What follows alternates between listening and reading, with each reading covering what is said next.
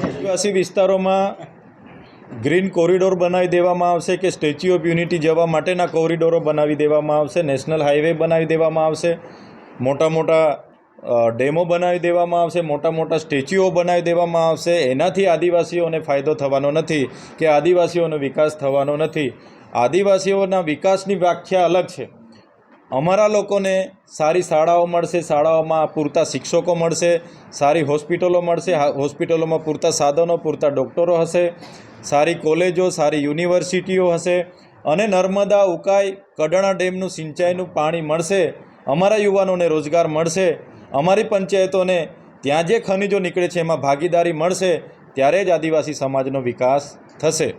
જે પણ કોરિડોરો, જે પણ પ્રોજેક્ટો, જે પણ પરિયોજનાઓ આવે છે એ તો બીજા લોકો માટે બની રહી છે. એમાંથી અમારા લોકોને એનો કોઈ ફાયદો થવાનો નથી.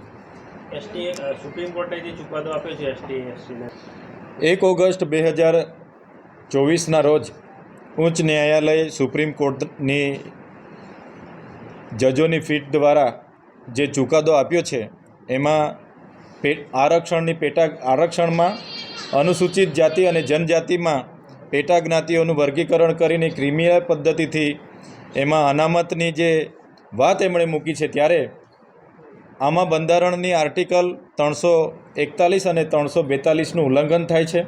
આ આર્ટિકલ મુજબ એમાં ઘટાડો કે વધારો કરવાની સત્તા સંસદની છે. રાષ્ટ્રપતિ એમાં પોતાનો પ્રસ્તાવ મૂકી શકે છે. છતાંય ઉચ્ચ ન્યાયપાલિકા સુપ્રીમ કોર્ટે જે ચુકાદો આપ્યો છે એનો અમે વિરોધ કરીએ છીએ. અને જે એમણે વાત કરી છે રાજ્ય સરકારોની આમાં દખલગીરીની, ત્યારે અમને લાગે છે કે જો રાજ્ય સરકારને આ સત્તા પારિત કરવામાં આવશે તો આવનાર દિવસોમાં એ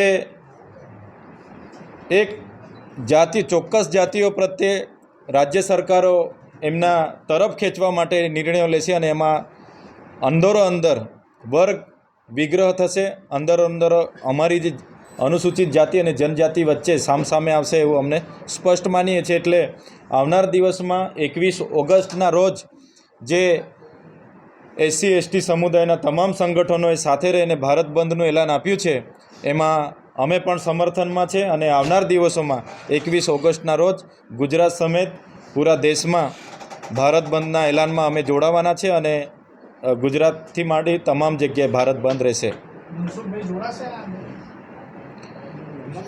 મનસુખભાઈ વસાવા આદિવાસી સમાજમાં છે, સાચા આદિવાસી સમાજના આગેવાન હશે તો જોડાશે, નકલી આદિવાસી હશે તો નહીં જોડાશે.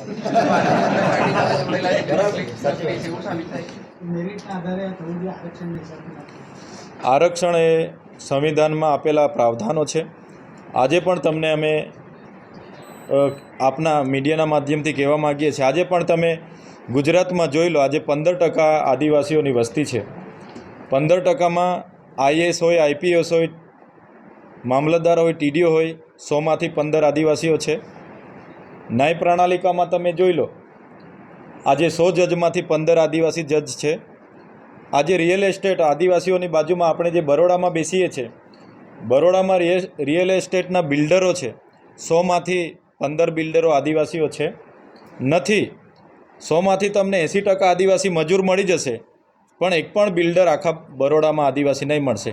એટલા માટે જ આ અનામત છે ને એના રક્ષણ માટે અમને જે બંધારણમાં પ્રાવધાનો મળ્યા છે, ડૉક્ટર બાબા સાહેબ આંબેડકર, જયપાલસિંહ મુંડાએ સાથે બંધારણ સમિતિ અમને પ્રાવધાન આપ્યા છે, ત્યારે એનું રક્ષણ કરવાની ફરજ પ્રતિનિધિ તરીકે અમારી છે. અને અમે 21મી ઓગસ્ટને બંધના એલાનને સમર્થન કરીએ છીએ અને પૂરા ગુજરાત સમેત પૂરા દેશમાં અમે બંધના એલાનમાં જોડાઈશું.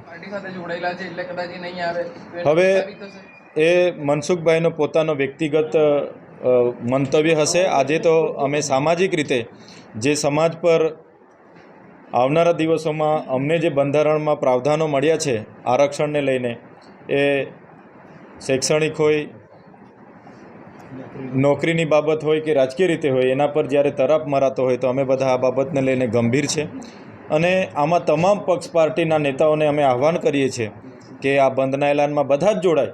કોઈ પણ પક્ષ પાર્ટીના હોય, બધા જ લોકો પક્ષ પાર્ટીથી ઉપર આવીને બધા જોડાય અને આપણે બધાની એકતા બતાવીએ, એ જ અમે આપના માધ્યમથી બધાને અપીલ કરીએ છીએ.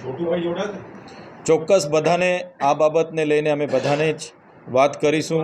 છોટુભાઈ વસાવા હોય, મનસુખભાઈ વસાવા હોય, ગણપતભાઈ વસાવા હોય, તમામ આ વિસ્તારના તમામ આગેવાનોને એ કોઈપણ પક્ષ પાર્ટીના હોય બધાને જ અમે સંગઠનના માધ્યમથી અમે બધાને જાણ કરીશું ને અપીલ કરીશું.